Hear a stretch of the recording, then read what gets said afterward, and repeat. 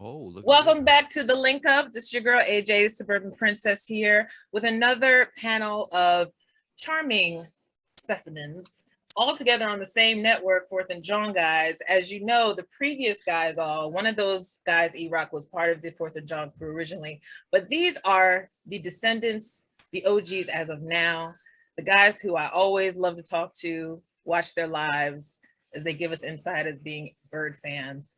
Please welcome all the Fourth and Jawn guys, Evan, Gail, and I'm going to say Lucky. I want to call him Prime, but I just want to, are we good with Lucky? Is Lucky okay? That's cool. That's cool. Okay. Yeah. Because, I see your formal name. I want to be like Luciano. I'm like, that don't feel right. So, all right. But one by one, you're going to get to know these fellas because the link up today should be extra, extra fun because we're all ready for our Birds versus Dallas Monday night. So we're going to have a lot of sports talk at the end. But for right now, we're going to start with you, Evan. Just tell us a little about yourself. We're going to go around the horn. Well, I mean, comparatively to these other guys, you could say I'm just a baby. I mean, these guys are like pushing 60, 70 years old. I'm just a child among grown men here. But yeah, I latched onto these guys right when it got started. It was like 2016. I was going through college. I was studying broadcasting, and I wanted to find a way to get involved in sports talk. My goal back then was at one point to do sports talk radio as a career. And a lot of my goals have since changed, but one thing that hasn't changed is that I love being a part of this podcast, and we continue to do great things every year. I'm glad to be a part of it. Awesome. And we're going to go down to our AARP founding member, Gail. Oh, wow. Gail Saunders, co-founder of Fourth and Jawn. And I've been working in entertainment for the last 20 plus years over at Nickelodeon, MTV, BET. What's your social security number? No, I'm just kidding. My address is, I just feel like, just talking to Eagles has just been a gift. I've always done it. It's always been a part of my life. I've had some great times with the Eagles and some bad times, but that's what makes being a fan great. But overall, man, just a bunch of good guys to be on this podcast with. As always, we're always having fun. And if you always like to tailgate, we run a tailgate on weekends. So come join us. Yes. And thank you for having us on your platform. Yes, thank you. Yes, you're welcome. And our last one, someone who I have to admit, when I first saw him, I was like, damn, he's fun. Anyway, but I'm glad he joined because Lord knows now it explains these masks when you go to a tailgate, why he's nicknamed Prime. But please, Lucky, give us a little taste of who you are, why you are part of this group, and, why you love it so much. Well, like AJ said, I'm Lucky, also known, mostly known as Prime at the Fourth and Jawn tailgates. Just a normal fan of the Philadelphia Eagles, die hard. The whole Prime thing was because I'm a big Transformers fan and, my love for the Philadelphia Eagles, putting the two together, collaborated. Fourth and Jawn just became a thing with me. I showed up at a tailgate back in 17, pretty much showed these guys what I was all about. We instantly clicked. I mean, it was like we were, family, like since day one. And the rest has pretty much been history. They called me the bodyguard of the Fourth and Jawn, but it was never nothing like that. Straight up. It's all about, collaborating with these guys, talking Philadelphia Eagles, which we love to do, on a weekly basis. Other than that, I'm a happily married man officially, with 3 beautiful children. Just taking it one day at a time, getting over this pandemic, getting into, trying to get back into, our normal lives. But, enjoying this Fourth and Jawn thing as days goes on. It's entertaining. It's great. These guys bring the best out of me, and without them, I mean, where would Prime be at? You know what I mean? Hey, and it seems like it's around the time, like 2016, 2017, all this magic started developing. It seems like, I mean, even though Gail, like I said, Gail and E-Rock were the founders, but it seems like you guys stumbled onto a project that seems to have grown into not only a sports show, but almost like a bonding thing amongst Eagle fans all over, because you guys have gone international as well. You have a lot of appeal overseas. So Gail, pop your collar with your social security number, because Gail be knowing. Yeah. But I'm here to just basically throw random questions. I mean, the link up, the whole point is just because I like to get everybody's personalities in a different format, in a different platform, not on their own. And also just because secretly there are some things I've always wanted to know about y'all individually. So first of all, thank you for making the time. I know it's football Sunday, but it's not our team till tomorrow. So this is the perfect day to do this finally. All right, so I'm just going to throw out a random question. I'm going to start with, since we're talking to our newly married Lucky, we're going to start with you with the relationship question. This may not be an important thing, but I'm gonna throw it out to you anyway, because it does pique my interest as a single lady. Does it mean anything if you decide to share pics or change your status on Facebook or any other social media? Do men care about that, or is that just a female thing? Everybody's different. Me, on the other hand, no. I never had a problem when it came to changing my status. I've been with my wife for 7 years now.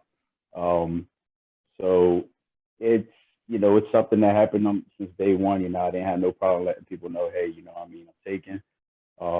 Then of course, the day we got married, I changed that from officially being, with her to married to her. But yeah, don't get me wrong. There are some guys out there that, play that play that game, I guess, that they feel like they can't do that because, it might change their whole perspective about things, or about who they're interested in. No, I don't. Me personally, I don't think it's a big deal. However, someone else looks at it or takes it in, it's pretty much on them. But I definitely don't have no problem with that. And I don't see why anybody would have a problem with it. I mean, you knew what you were getting into. You shouldn't have no problem sharing all those feelings. But at the end of the day, again, like I said in the very beginning, everybody's different. Okay, so now I'm going to ask you, do you hear me? Am I on? Okay, I have to make sure. Evan, how about you? You see, AJ, you dine yourself as the suburban princess, right? Me, I kind of am somewhat of a suburban troll. I like to have fun on Facebook with a lot of people in the town I grew up in, poke fun at people, that sort of thing. So in that regard, on Facebook, when it comes to relationship status, where I work, and any sort of personal information like that, I tend to just leave it off my profile because, like I said, I'm a little bit of a troll. I don't need someone contacting my business or my loved ones based off the fact that I made some stupid joke. So in that regard, that's where I stand. But also, if you're talking about changing pictures and stuff too, there was a relationship I had before. I dated someone for about 6 years, and then I kind of said we should just take a break.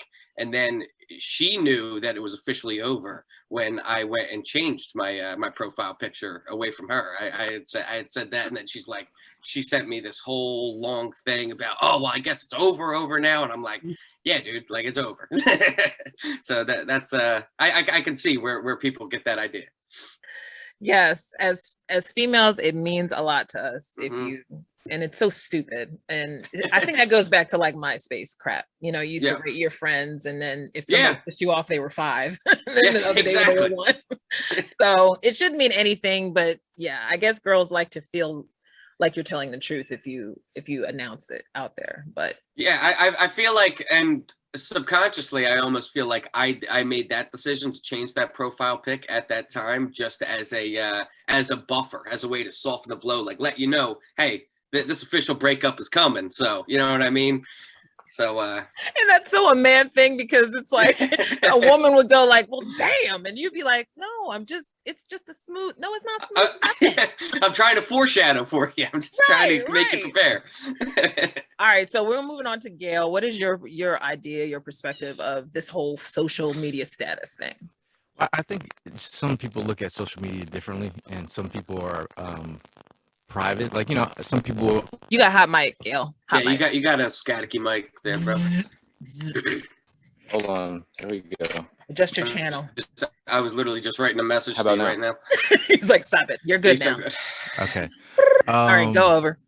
No, I said some people look at social media differently. Some people are more private than others. I, for one, I'll share everything about the Eagles and other things, but I think, I keep things private. And my girl is the same way. She actually got rid of her social medias because she just she she just didn't look at it the same way. And that's one thing I like about her. She's kind of like, she likes to keep private, and she's not really big about sharing everything. So I mean, that's one of the things that I think she's cool. So I just feel like overall, I sometimes I even have a hard time like sharing selfies. Like I'm not a big selfie dude. So if I put something out there, I'm forcing myself literally to put something out there. But overall, I think as long as you got a person that you believe in and you believe in what you guys have, and then that's really what it's about. Like I, for one, I grew up before social media. I mean, MySpace days, but overall, it's just not.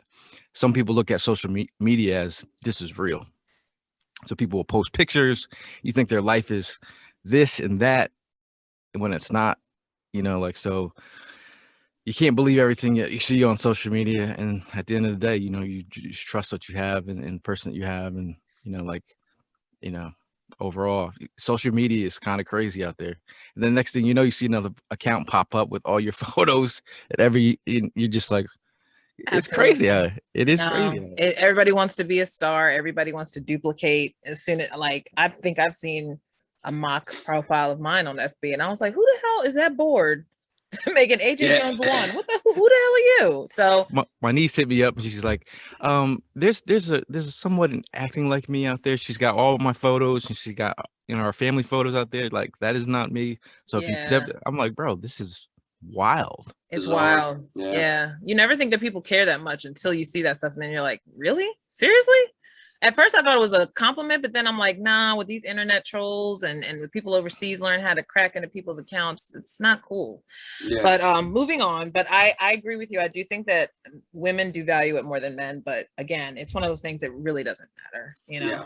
All right, so I'm going to start with you, Evan. 2020 was a mess. Okay. So now in 2021, have you felt like you've approached your life differently, or you pretty much maintained the same thing, or how have you felt now with this year? In all honesty, I feel like aside from the limitations that were placed on us, whether that be wearing the mask or having to stay inside for that quarantine period, other than that, I really feel like I didn't live my life any differently. I mean, these guys know me. I'm a little bit of an introvert, so I tend to just stay in on the. I don't go out often, so I just my life wasn't that altered, aside from the fact that I had to wear a mask every now and then. Ever since I got vaccinated, especially, I mean, I've just been getting back into the regular way of life. I respect people that want to wear the mask, want to take the extra precautions. I'm never gonna talk down to them or any sort of thing. But I feel now that I have the vaccination that I am protected, and I've been living my life somewhat normally ever since. And just trying to be respectful of other people's wishes at the same time. How about that as a concept? So we're gonna drop down to you, Prime. I prefer Prime, as you can tell. It's very easy to say Prime. So what have you felt? Have you felt anything change in the past year in your lifestyle, the way you move, you protecting your family? How do you feel? Well, I mean, yeah, the change definitely happened regardless. It was pretty much out of our control. 2020, I felt like you were definitely, like Evan had mentioned, limited to so many things. Having to stay in the house. Me being like, somebody that tries to stay fit, not being able to go to the gym, just finding that energy to be home and be able to work out is definitely not the same. Mm-hmm. I felt like I was getting lazy. I felt like I was just sitting back. I felt like I was about to get to the point where you don't want me to be at, and that's, start putting on weight and stuff like that. So it was just like, it was scared. But one thing I just always promised myself was that I just needed to motivate myself, like just being able to try to find a way and some time to go ahead and stay busy. My kids definitely kept me on my feet. I felt like you were probably clashing more with your significant other because you were with them on an everyday basis. So that was kind of like rough. TV, watching too much TV. It was just like, just a lot of things changed. Now that the fact that, we're opening up, we're getting back to normal. I have to be honest. I definitely stopped doing as much as I did before we came into the pandemic. I'm like, I'm a stay-at-home person too. I like to just stay home, just relax, chill with the kids. I, find myself doing more things at home now than what I did back then because of the fact that, the pandemic happened and you had no choice but to do things. You were doing a whole lot more constructive things around the house. And that's what I'm finding myself doing more often than anything. And I don't have no problem with it. I like it. I definitely felt like I missed out on things. So, there was good things and bad things about the pandemic. So regardless, I think it was just definitely a life lesson. And, just other than that, just going one day at a time. And that's all we can do, because honestly, like I said, there's certain things that I think people learned that were excessive in 2020 that they realized they didn't really need. There's probably a lot of stuff that you was like, dang, I was just wasting time on a lot of bullshit. Like now your priorities are. I think that's the only thing that, to me, I think people really lost is now your priorities are clear. When you have limitations. Like me, I personally just started working out with my friend's belly dance class online. And I prefer that anyway, because I'm not a gym person, but when I was in the gym a lot, it's like I only did so many things anyway. So it's like I'm not one of those people that lived in the gym. So the only crazy stuff to me, and I only bring this up just because I thought it was a wild story, the people who were like fighting against opening the gym to the point where they were willing to break into their own gym, like that kind of stuff kind of made me go, is it really that? I understand if it's your personal business. Yeah. Like I get that. But it got to the point where just some stuff that people were pushing against shouldn't have been that serious this year. And to me, it just looks really ludicrous in the large scale of all these people who have died, and that's, to me, the only thing that I'm not understanding why people are having a problem, other than if you're just scared. If you're scared of needles, I get it. Like I wasn't jumping in line for this either, but when it came to me, I had an opportunity to get it. I got Pfizer ganged up, so I'm type of person, like I'll take the pain as long as I don't have to worry about not being able to breathe in December. Do you know what I mean? So That's what I was thinking. But Gail, it's your turn now. How have you felt like you've changed? We've kind of talked about this on when we did our one-on-ones, because Gail was my first person to talk to during quarantine, and I decided to start talking to people on Zoom. So I kind of know some of the answer, but please divulge, sir. Moderna gang over here, just saying. I just feel like, when I dealing with COVID, when it first came out, like I was, trapped in my apartment for like three months by myself, didn't see anyone. It was before, everyone knew what to do. So, it was like being in your own science experiment. I tried to keep in touch with the guys. Talking about Eagles definitely kept me going through it all. But just the whole transformation from just knowing more about it, then getting to see my family, and then, just being around your loved ones definitely made you, thankful. Watching everything on YouTube that you've ever been interested in is a wild thing. When you watch YouTube, you're like, I've seen everything. I've seen everything on Netflix. What else am I going to watch? But overall, I mean, these two guys were the only two guys probably that I saw in E over probably like 2 years, because my girl's mom was high risk. My dad is high risk as well. So I had to keep myself active and doing everything that I had to do. But I wasn't really around a lot of people at all. Fast forward to now, like we're out here tailgating, it's almost like you got to trust the process. Like, you got this vaccination for a reason. I still wear my mask when I go into stores and do what I do, but it's just a matter of trusting what they're telling you. And we're here now. And overall, I mean, it is still, we were at, the Eagles game, and I'm just sitting there. Wow, we're at an Eagles game. I'm looking at the game, but I'm also looking over to the homies, looking up. I'm like, man, we're really here. So overall, it's just like getting back to that and getting back to normal is, I'm embracing it fully. What's normal though? That is the question, because Trevor Noah's coming to Philly, and his tour is called Welcome to the New Abnormal or something like that. Something abnormal is in his title. Mm-hmm. I have noticed a lot in people, like mental health wise, like not everyone's willing to share exactly how they're feeling, and you have to ask them. So I know some people will reach out and they don't really realize what they're going through, but you could tell that, hey, you called me at 12:30 at night, something might be going on, but you're you want me to ask you something? Well, but again, this is really, people need to step back and think that, hey, not everyone's Superman.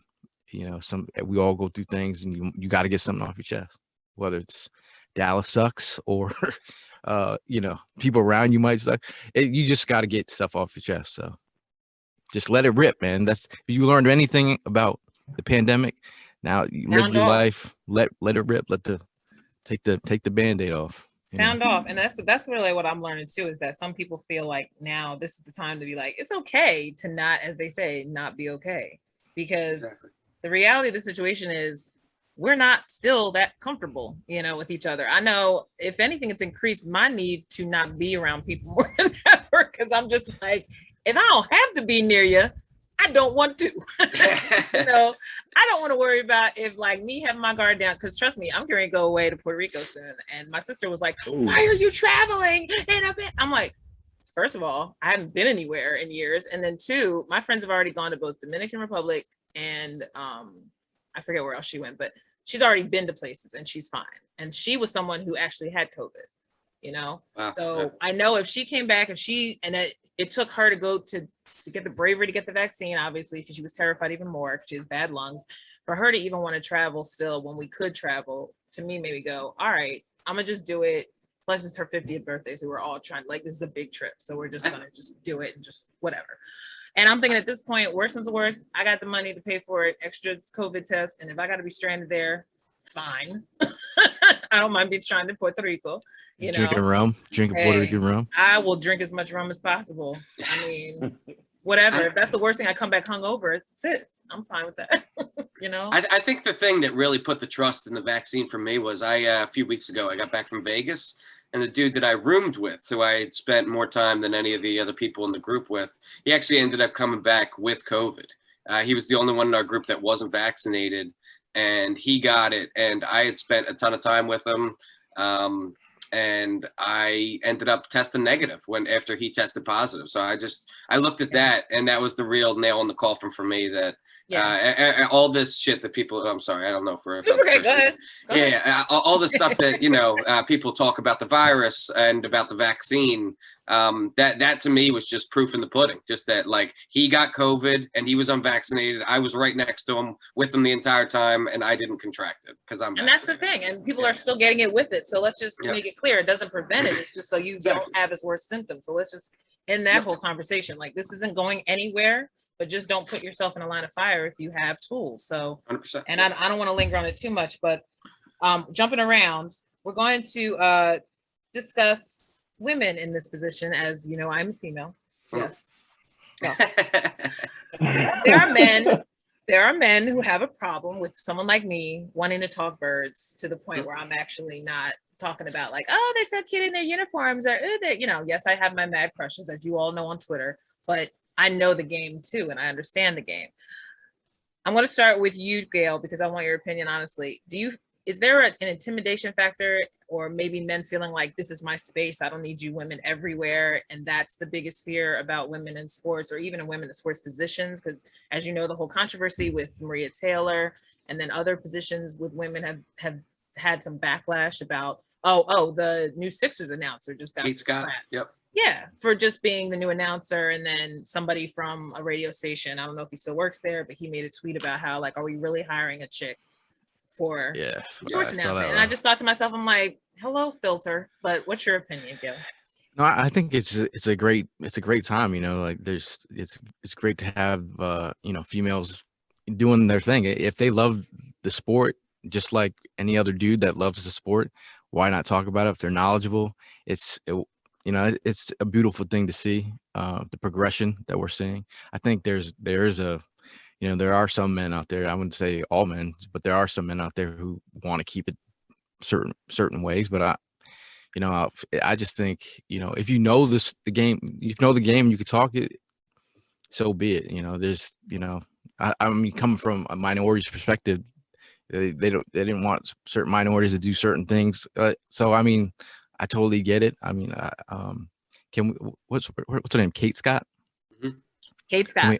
Can we now have a Kate Scott hive? perhaps. Yeah, you know what? Damn it. Yeah, because you know what? I'm still, you know me, I'm still like bitter it. that Mike's not on the team. But we can flip that script and we can start running the Kate Scott Hive just for the hell of it. Because Lord knows there's gonna be jokes like Kate Scott.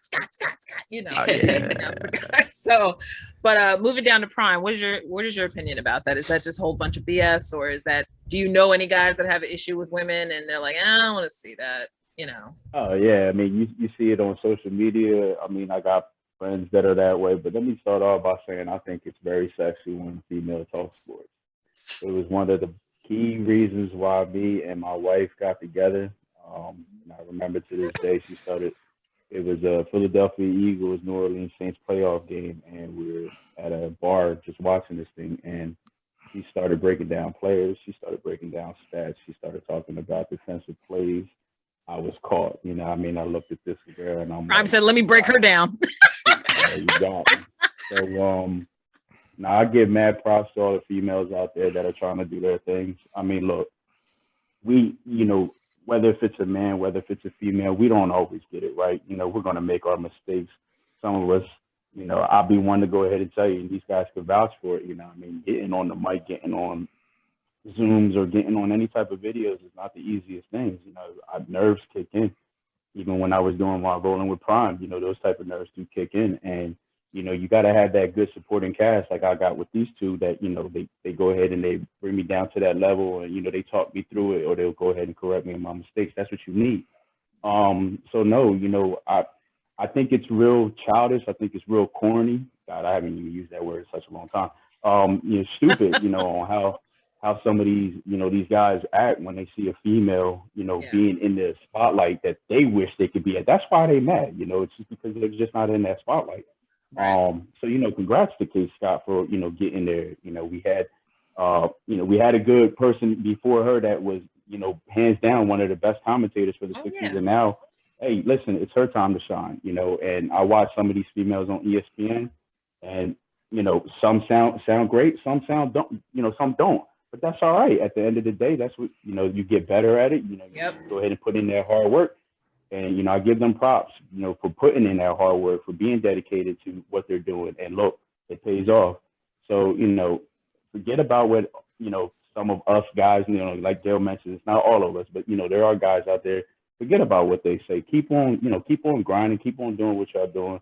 I'm going to be one, and I'm sure these two, you know, will support me on this. Like, look, we give all the support, you know, for all these female analysis. So just keep on doing what you're doing. And, you know what I mean? AJ, you look, you do it. You know, we got Bree that's also out there doing her thing, you know. Shout out to Breezy. So, yeah, I definitely, you know, give you guys props for talking to sports, because it's a sexy thing.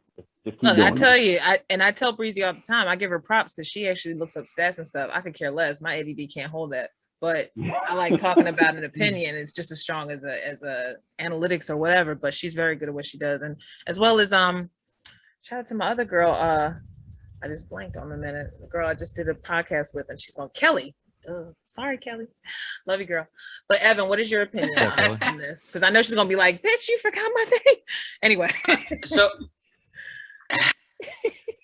I don't really think it comes down so much to an intimidation factor as much as it comes down to just insecure men. I think there's a lot of men that are insecure out there whenever they see a woman talking sports, anything like that. But it all comes from a factor of like they don't want to be outdone by a woman. I think that's where a lot of it comes down to, because that for whatever reason is embarrassing to them. But quite frankly, meeting all of the people that I've met in through Fourth and Jawn, through just being involved in Philadelphia sports, there's plenty of men that I've met out there that don't know what the hell they're talking about. So like, I mean, that stuff does go on 100%. Just guys that want to be involved in a sports conversation and they just want to add their 2 cents. But after they start talking, like, you really don't follow the team at all, do you? Just based off of the comments that they make. That happens on both sides of the genders. And I think that honestly, when I was back in college, I pitched a TV show for this one class that was about, I didn't think there's enough. I don't think there's enough women involved in science. And that's what it was, essentially a Dora the Explorer type show, just to get more women involved in science. I would love to see more women involved in everything in science. And I want everyone to spread out and be able to do whatever they want to do, because I don't think just because you're locked into one gender, you should be, pigeonholed into talking about certain things. You should be able to talk about whatever you want to talk about. Yeah. Talking about your podcast. All right, so go ahead, Evan. What were you saying? From again? where were we?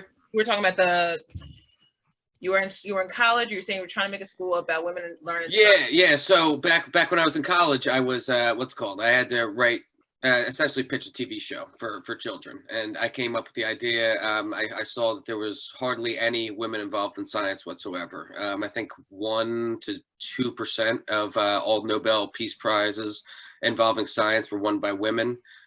So I came up with a show called Marie X-Ray. It was about Marie Curie, and she had a Nobel Peace Prize in science, in physics and in chemistry. So I just wanted to get more women involved in science in that regard. And I think the same sort of logic applies in sports. I think that we don't have enough women involved in sports. I think that it would be a more well-rounded and a smarter fan base if we had just more people from different backgrounds involved. And I think that, like I was saying, how there's a lot of men out there that don't know their sports but try to. I think that everybody has a right to talk whatever they want to talk about. And just because you are a certain gender, a certain race, a certain whatever, you shouldn't be pigeonholed into talking about certain talking points. You should be able to talk about whatever you want to talk about. I agree, and that's why I'm getting to the point where I'm starting to like the fact that, even though yes, that whole thing with Maria Taylor and Rachel Nichols kind of exposed a truth, unfortunately, especially when it comes to minorities, like Gail was speaking, that a lot of these corporations now feel obligated to have to fill in the blanks, even though they had no intention of probably hiring them before. But I think with women, it's another level of perspective that should be included anyway, because obviously, whether it's a male sport or not, every sport attracts another genre, another gender of people. So why wouldn't you want to include the whole, a range of colors and creeds and sizes and sexes to discuss basically what everyone loves? I mean, football is America's pastime, supposedly. I don't know if that's baseball or not. I could be wrong.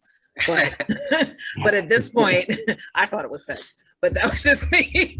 But at this point now, I just feel like at this point, it's kind of archaic to kind of discuss this like it's a new concept, and as you see, there's so many divisions of sports to talk about now. You got people who know analytics, you got people who know the PR relations, you got people who know how to do the foundational part. Now, It's going to go to my next question, because I personally was turned off by them adding the Negro national anthem at the beginning of the season, because I thought that was totally pandering to Black people. I mean, that's not going to solve anything. That's not going to bring Black people back from being shot. But at the same time, I understand the social change initiative that the NFL is trying to do. So I'm going to start with you, Prime. Do you feel like the NFL needs to even go there with social change? Do you feel like it's pandering, or do you think that's helping or hindering the cause in the NFL today? Or do you think it even matters? Well, it definitely matters. I feel like it's touching on all three categories, because they're trying to go ahead and satisfy a certain amount of fan base, but then they're upsetting a different amount, so it's just like it's hard. This is definitely a tough question to go ahead and have the right answer for it. But I mean, I just feel like, again, they're doing what they think might be the right thing to most, and then it could be upsetting to others. I don't think we're gonna ever get it right. I'm gonna be honest with you, AJ. I think it's just gonna be a lost cause no matter what. You said it yourself. You can't go ahead and change what happened in the past. We can only focus on the future. And I think that that's what they need to do. They just need to focus more on what we can do from here on out. We don't want to go ahead and repeat history. And, the more they keep on focusing on this type of bullshit, the more, they're going to be close to repeating history. I mean, it was a little bit scary there, these past couple of years, where we started touching upon, things that happened way back in the day that were just way before our time. And, I didn't want to get mixed into the things. I mean, I have friends of all nationalities. I have no problems with anybody. I got love for everybody. And, you get thrown into that mix. You get thrown into that, wait a minute, whose side are you on? Are you on this side, that side? man, I just want to stay out of that shit. I'm living my day, you know, my life, my way. You know, I got my kids, I got my wife. You know, don't start bringing that race card to me because you know I'm good where I'm at. You know, we're at a stable place, and that's where I want to stay at. So, in reference to you know the NFL trying to do their thing, you know, again, I see the effort that they're trying. I know Goodell, you know, where his mindset is at, where, but I'm sorry, at the end of the day, you're not going to go ahead and make everybody happy. So it's just like, it's a hit and miss. You keep on doing it, you just leave it alone. But then, you know, again, it's hard. Yeah. It's real talk because, and that's why, you know, and you and me have talked on Twitter. I mean, I think we all engaged at sometimes in Twitter talking about it because unfortunately, me as a Black female, obviously I'm going to feel sensitive to certain topics too. But I know that, again, like you, I have fans. I have fans. I do have fans, but no, I have friends all over different colors and who have different opinions. And yes, unfortunately, in the last year, especially since the George Floyd thing blew up, because it was not it was not a new concept, but it was just the concept in general of showing what's been going on for years and actually capturing it on camera, which is where social media to me helps. But at the same time with the NFL, it crosses a line that you know they don't want to cross because they have players that have violated a lot of, I guess, rules per se. And there's things that just people don't want to blend because, again, where do you draw the line as far as what they do off the field and what they do on the field? Is it really going to make somebody stop? And I'm just throwing this out there, just me as a female, is it going to make them stop beating their wife? Or is it going to make them stop doing drugs? Or is it make them, you know what I mean? Like, is it really, unless they're caught on camera, going to really change their perspective? So I feel like it's kind of a waste of time. I don't need to hear the Negro National Anthem. I know I'm Black. And as a child, I only knew a little bit of that anthem anyway. I hate to say it, but I did.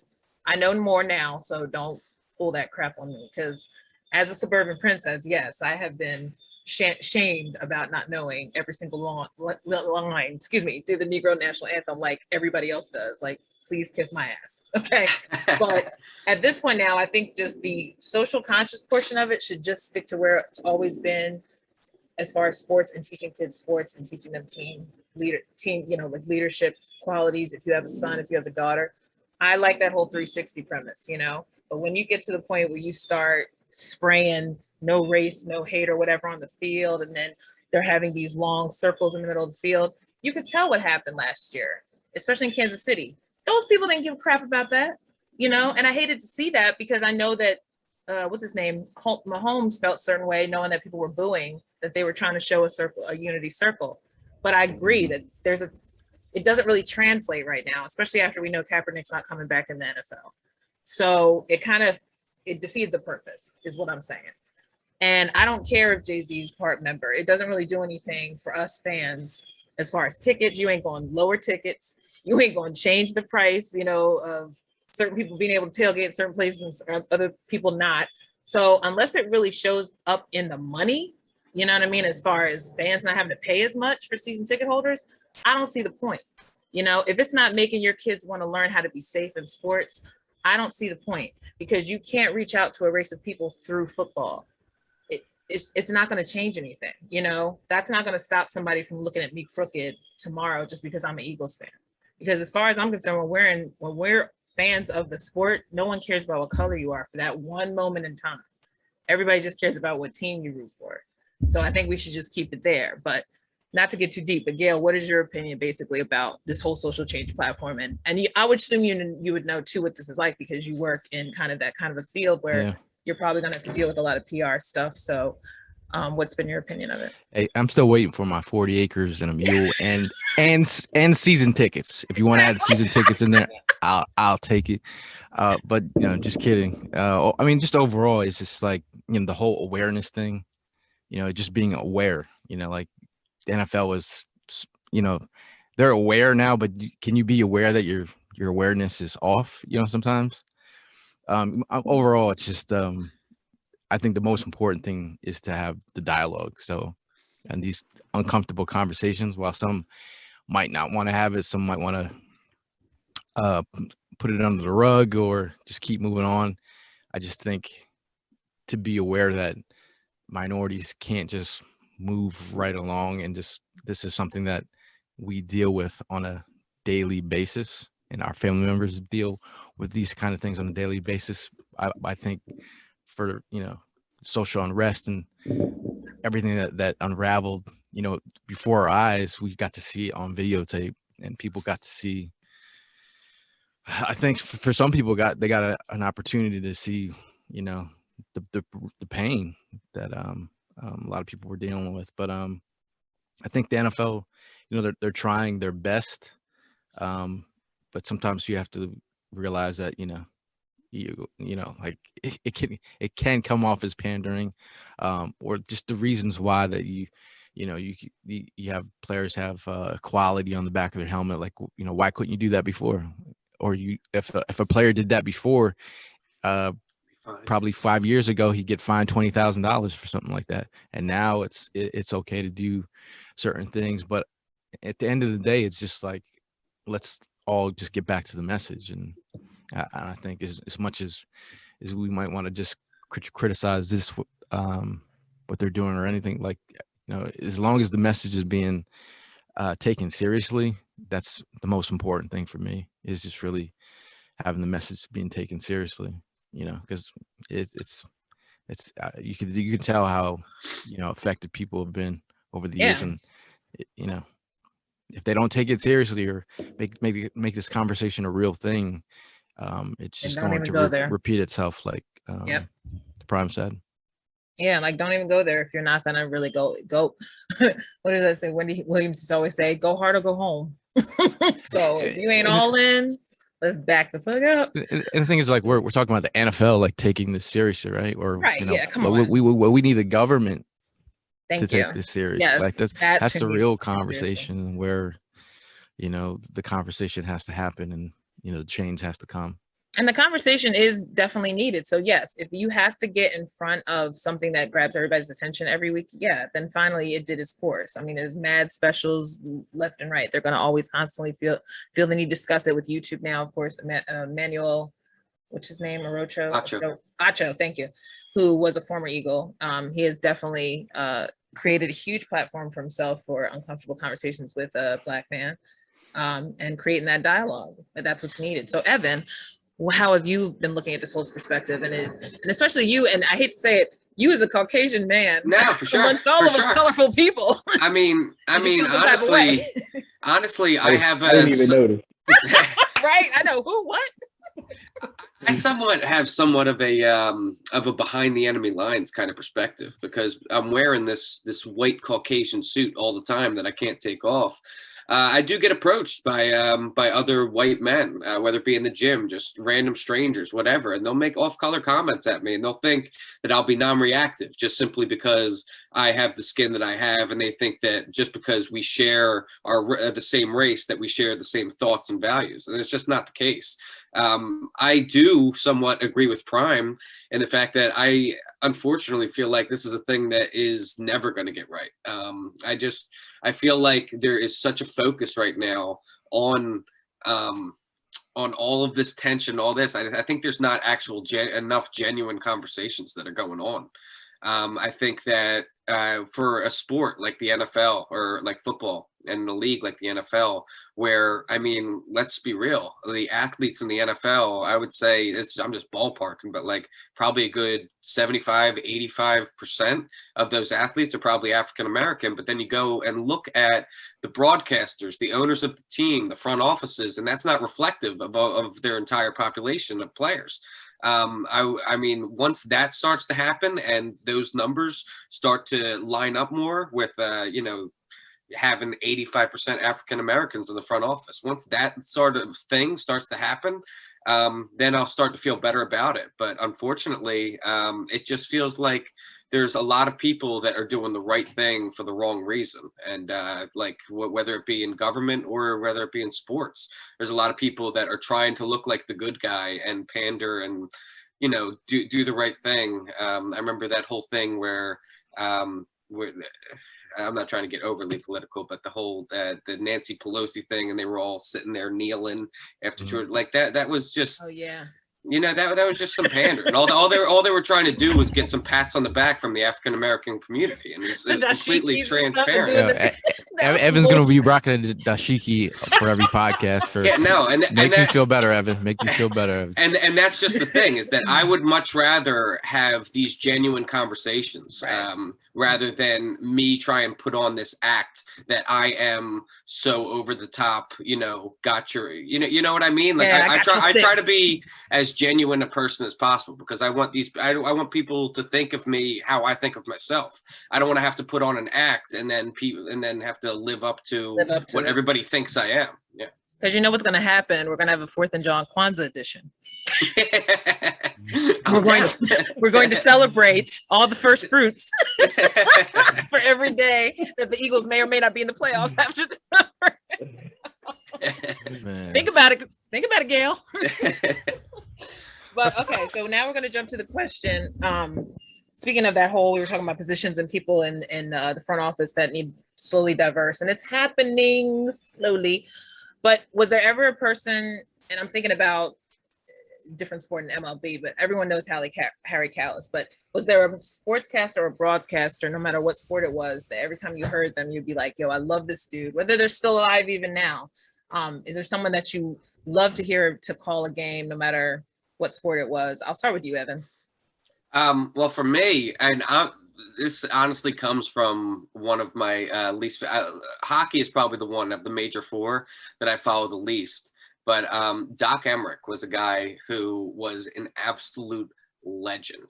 When he used to announce Flyers games, and then he went national. But anytime I get to catch a game of his, just the energy that he provides and brings is just next level. And on another end, it would be Kevin Harlan. I absolutely love Kevin Harlan and the energy that he brings as well. Those two guys. Was Kevin Harlan the one that called the drunk guy? The guy is drunk. Yes, that is Kevin Harlan. Yep. Yeah, he's the man. That is the best. That is the best. He's all awesome. right. So Prime, who's your favorite sportscaster or someone that you love to hear, even if you hear recording? You probably got a list. Look at him. I mean, I do. Harry Callis is definitely, top of the list, but, due to his passing and everything. But I definitely loved hearing Merrill Reese, man. Every time it was just like that guy gets me so amped up. It could be a field goal, and he gets me excited. Like, it's gone. That's why I just love hearing that guy. At times, like, at one point, I was one of those guys that went to the game or watched the games, but had the radio station on. I couldn't stand the commentating. I couldn't stand hearing certain people. So it was just like, let me throw my guy Merrill on, and he's going to give me the play-by-play. I didn't even give a shit if it's synced with the TV.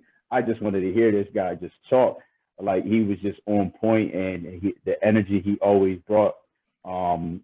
He just gets me, riled up, like, and I love it. I love hearing that guy every time. Even with the commercials, like, he'll get me all souped up. Even that one, the conduct thing at the stadium is just like hearing that guy's like, yeah, I don't want to be that guy that's going to get in trouble. You know what I mean? That it's just a lot. It's just a lot with don't be a douchebag. Had to hear that time I used to work there at the Link. Yep. Yeah, and the one person that I just can't stand, and who knows, maybe this might be on all 3 of our lists, but I can't stand hearing Skip Bayless, man. I can't stand that dude. Who is it? I can't stand him. Skip? Oh, Skip, yeah. I can't stand Skip. I just, like, when Sharp gives it to him, like, I just love when they go back and forth, man. Even when Stephen A. Smith used to go at it with him, I just love it because he's just trash, man. The guy just doesn't know what the hell he's talking about. He's just one, he's all about, of course, the Cowboys and all that stuff, but it's just like, it's either his way or no way. Like, that's his way of getting his point across. He's not convincing. He definitely can't convince me. He sucks at convincing other people. So I hate that guy. I hate that guy with a passion. Yeah. That's someone who needs their AARP card. All right, Gail. Who you love? One of my favorites is Ray Didinger, man. I think anytime he talks, I listen. And he's a guy that he started as a fan, just like all of us, and wanted to write about his Eagles and cover the Eagles, and he did what the stuff that we're doing now. He did back, he was the OG doing that, and now that's been his life. But just overall, his ability to research and be factual with everything he puts out there. And I think if anyone can learn anything from anybody can get on a mic and say whatever they want, but not everyone wants to research, do all the homework, and know the nuggets that are behind these players or behind a certain situation. So I always respect anyone who actually does research. Like for me, that's kind of what I model my thing after, is just researching. And you see a guy like that put out the content he's been putting out and I got an opportunity to sit in the green room with Ray Dittinger and just have a football talk. And it was like, to me, that was my, I just had a moment. I was like, I can't believe I'm just sitting here talking football and just watching the way that he worked. He had his notebook. He had these, scribble, he was ready to go on his show. And I'm just looking the way that how he prepared for the game and prepared to be on television. And I was just like, looking at everything. I was like, man, this is amazing. But overall, I just, again, anyone who does their research had to. And I just realized when I said hate, did you have anybody you hated, Evan, or you pretty much liked? I forgot. Anyone I hated. I mean, I fucking hate Chris Collinsworth. Anytime I hear him on the broadcast, cosign. It is just cosign. It is the worst. I mean, anyone that is going to openly just root against the Eagles and be pro Cowboys on pretty much every broadcast he does, I can't stand it. And it's funny because my roommate, last time we were watching the game, he mentioned that he had never really picked up on that. And then I mentioned it to him, and we were just sitting there, and I'm like, and it was like every 30 seconds, it felt like he's like, damn, you're right. He actually doesn't shut up. He just slurps. Yeah. He's such a slurper. He slurps Brady. He slurps anybody that we're going against, someone who's considered better. It's suddenly like their show, even if they're doing crappy. He finds a way to, here's a guy who here's a guy. And I just want to be like, shut up. Exactly. You go back and listen to that Super Bowl. You see how many times. Yeah, that's Super Bowl, yeah. I gotta go back and listen to it in detail because I think so much of that I've blocked out his commentating as much as just the certain plays that I go back to. Like I go back to listen. I like the specials, and I still love watching the specials that they cut up about that whole time. Yeah. And I could do without. And now his son's part of it, so I'm like, F me.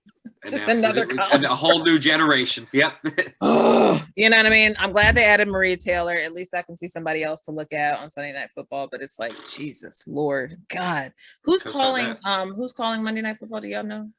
Is it? I know we got a Manning cast on one of the stations. I know Eli and Peyton are going to be on probably ESPN, right. But I'm not sure who's doing the other broadcast. Okay, help me with that because I was trying to find that last Monday. Is that on YouTube or where do you go? No, I believe it's on ESPN.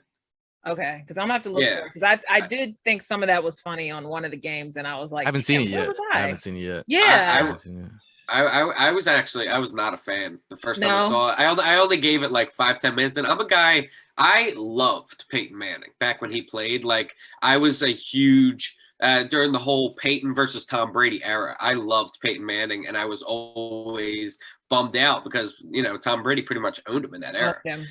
But so I think he's got a great personality for it. I just think that they just need to work out a few kinks in the broadcast. I mean, we're done with it. There's much Manning exposure. Obviously, they have capital in the front office, but at the same time, part of me is like, I will deal with it if it's like if there's periods of dead air, during the game, and I would tune in and watch it because the only thing I thought was funny when I saw a clip was Peyton trying to put that helmet on his big ass head because it's such a big head. That was the funniest part. After that, I was like, oh, they did this the whole night? Like I thought this was just a chip, and then I think we should have another Manning heading towards the league soon. I believe Archie Cooper Manning's son. Cooper. Yeah. Well, his son, I believe, is named Archie. Okay, that's why I was confused. I was like, I heard the names, and I'm like, who's the son? Who's the grandson? Yep. I'm sure they're gonna multiply. All right, so to end this, we definitely want to talk about as you look over your life, and being that it's Sunday, I always hear that song. As I look back over my life, is there something that you? What was the question? I'm blanking on the freak out word. Sorry. What are things that are younger at our younger peak? Yeah, that you had chosen different. So yeah, I'll start with you, Prime. If you could go back in your younger days, if there's anything in your life that you had chosen to do different, why or why not? if I had a chance to do it all over again, I definitely would have, put more effort into like where I'm at right now with my weight. Mhm. Started off with the gym a whole lot earlier, been more focused and dedicated. And then I would have been able to play football. I mean, I was almost there. I did go out for the football team. Couldn't follow up with it, because at the time that's when my parents was going through a divorce. My mom was solo, so I had to get a job. I had to focus on helping her out, even though I wasn't much of a help. I think it was more of a chaos than anything for her. But You shout like out to me. my mom. That's me now. Yeah. I mean, hey, that's another thing that I wish I could have done differently. Not give my mom so much of a headache as I did when I was younger. But if I definitely had a chance to change any of that, it would be that. Everything else, no regrets, no nothing. I mean, because it wouldn't be, if it wasn't for things going the way they were, I wouldn't be where I'm at right now. So, other than that, Yeah, facts. All right, so Gail, same question. Yeah, I really don't really have any regrets. Like I always feel like, I stay present and, but if things that I feel like I could have changed or whatever. I've been working entertainment for 20 plus years, I think. And when I first started, out, I was like, first of all, I used to carry a camera around with me 24. So like back in the day when no one had camera phones, none of all that. I actually literally carried a camera with me all the time. I did too. I was weird. I filmed everything. I got the most random footage from back in the day. It's crazy. But just getting into more, producing movies, and I think that's one thing that I want to get back to doing. And I produce commercials, stuff that I've done some acting, been in some commercials, but I feel like I've veered off into the sports world. So I feel like I should get back into producing content more and picking up the camera. So I think that's what I will be doing soon. But I just overall, I think, things happen for reasons. And, I always think things are supposed to happen as they go, and just take that. But you could always get back to doing what you want to do the next day if you want. All right. Well, Evan. I was back when I was in school. I was a good student that was just lazy. In all honesty, I did well on tests. I was intelligent back in school, but I just didn't do the homework. I'm not trying to toot my own horn. I did well. That's what I'm saying. I did well. I was lazy as hell. I wouldn't do my homework, anything like that.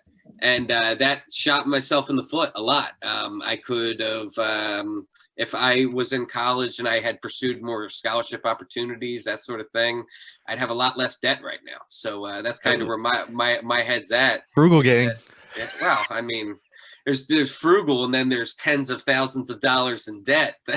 I mean, Gail, a few months ago, maybe a little bit more than that now, he gave me his call to tell me that he was making his final payment on his student loans. And, if I would have taken school and scholarships and acquiring those things a little bit seriouser, I could be a little bit closer. I can't wait until the day I get to return that call to him as I'm making my final payment, maybe in like 10 years. feels amazing. You can get Royales with cheese now. You can just needs to hawk some more Manscaped. That's all right. Exactly. Manscaped, fan-sided 20. That's right. Get that shit. That'll be some bread, please. That's what I'm saying. Manscaped. He keeps it all clean. He does the shampoo, whatever. Bald eagle. But no, you're right. Life should not be full of regrets. But your girl's the same way. Like I wanted to be an actress, and then I wanted to be a VJ. That's why I told Gail, I said, I was all up in TRL days, like, look at me, especially when Justin Timberlake was there. I thought I was going to marry him. I thought that was my thing.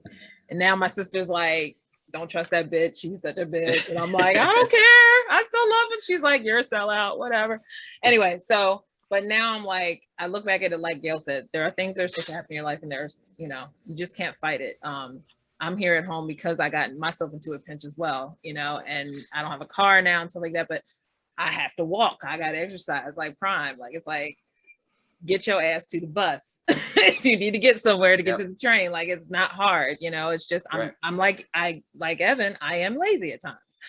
That's a lot of things, unfortunately, that I'm lazy at. Like I love working from home. I don't want to go back to the office. Why we gotta go back? You know what I mean? I'm fine in my house, you know, but there are things that just you have to grow up and just do, you know. And I just turned 43, so I'm not ashamed to say it. I said life hits you hard. Sometimes you just don't feel your age, but you feel your age, if you know what I mean. So it's like I get up and I'm like, you know, and then other times I get tequila and I feel like a fly, you know, like 2 nights ago. So and that's probably why my ass is still tired, because I drank more than I had ever in a sitting in years Friday night. So a bitch can't talk. You know what I'm saying? So at this point now, I'm just thankful you guys agreed to this, because I almost forgot. So, but there are just things in life, like I said, you shouldn't have regrets, and eventually you learn from your mistakes. And if not, I mean, again, every day is not promised. So you just have to have fun, be thankful. I already know that I this is what I want to do on some level. That's why Gail was such an important contact to me, especially after when Gail, I just posted on my Instagram too, when we were all doing that show for on the boat for that guy who was what was it called? Fanatic. The Fanatic. Yes. Yeah. And obviously we won, but I don't know what happened. And it's still urgent to this day. We didn't really know if we won, if we got an award. Obviously it was just the freak was the point of all that. But I met y'all. I met Natalie Egnoff, who's now doing digital media for Parks Casino and all that stuff. So it's like it led to relationships that I would never probably done on my own had I just stayed home, you know. And there are just certain things in life that just happen for a reason, but I kind of see clear as to what I want to do. I want to be the first Black woman in sports radio, you know, in tri-state area. So you just never know. I got goals, but I also am praying that those goals can be met before I die, you know, because you got to do the work. I mean, like Kevin Hart says, everybody wants to be famous, but nobody wants to do the work. So you got to do the work. And that's why I love you guys. And I love that you guys still put out content. And I'm rolling at least every once a week when you guys do a live, because something random will be said. If Evan doesn't say something that cracks me up, or Gail, or y'all talk about y'all, you know, the preseason trips that y'all take that Evan needed water. Like I still had that clip on my Instagram because for some reason it was just the fact that y'all just had that chemistry for that one moment. I said, this is the funniest thing I've seen all day, because I was having a bad day. And for some reason, just stuff like that makes you smile. And I think that's why I said 4th and Jawn. It's not just it's something that just bloomed out of something that was going to help a lot of folks like myself, like who are homebodies, love their sports, but also want to feel like a part of the gang without having to really be a part of the gang in a pandemic. You know what I'm saying? So, but I think you're all a blessing. I think this definitely the link up. This is what this is about. And I'm trying to do more of these with different matches, combinations of people, but I'm kind of glad you all could do it. Cause I know Evan, you got a crazy schedule. So I'm so glad we finally got I got a weirdo schedule. Yeah. And I want you to take care of yourself, because you like me, we both have the worst allergies in the world. I know. But thank you for having us though. Yes. I thank you too, Prime. I thank you, Gail. You guys are the best. Gail eventually will have to teach me how to edit. Hey, you know, I'm an open book. You know, at the end of the day, man, you kill it. You know, and you are a superstar. My bro, I was telling my brother, I was like, oh, I'm doing AJ's show, and he's like, she's the voice of the angel. She's like, I know, like, you say that. She's like, every time she comes on Mike Miss, I know her by her voice. So see, people know you just by your voice. You don't even have to. This is why I do hear you on 97.5 all the time. You kill it. I'm telling you, I call in, and you know what? It's weird because when you call in, you think that alone should be a profession. Because I call in there and then have a nerve to what Tyrone calls caller crime. Because I will call people out who I think are stupid on the phone, and I'll be like, "Why the hell would you be on hold for 2 breaks to say that bull crap?" You know? And Mikey cracks up like instantly. His crabby mood is like elevated because he's like, "Oh, AJ," I can just tell his whole countenance changes, but. And again, not toot my horn, but I do feel like I bring an element, if not just being a caller, but just my presence, because I love interacting with other sports fanatics. And I didn't think I was this passionate about it until after my parents divorced, because my dad was the one screaming in the house, watching Eagles Sixers games all the time. You know, it was kind of hard to get away from the house when you hear my dad go, "Ah, God dang it," you know, like, so you want to know what's going on. And so that's how I got sucked in. So, but again, thank you so much for doing this, making time. It's a beautiful day out. It's a beautiful Sunday to talk with y'all.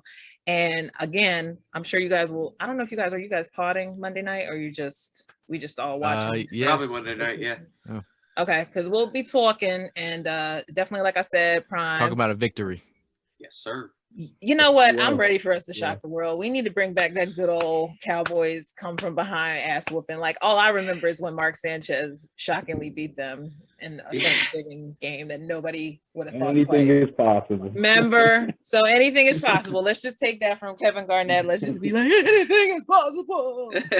But thank you guys, and any of you watching on my channel, AJ Jones, the link up. Join me, subscribe. AJ Jones is my channel. And hopefully I'll be back talking to one of these charming fellas by the 5 questions, which will probably be a little bit more adult as we're going along. So nothing PC. So if you don't want me to ask anything, tell me now. But I love y'all. Thank y'all. And yeah, Love you, we'll AJ. be in this when it Love you, uploads. And Love go you Birds. too. Love you too.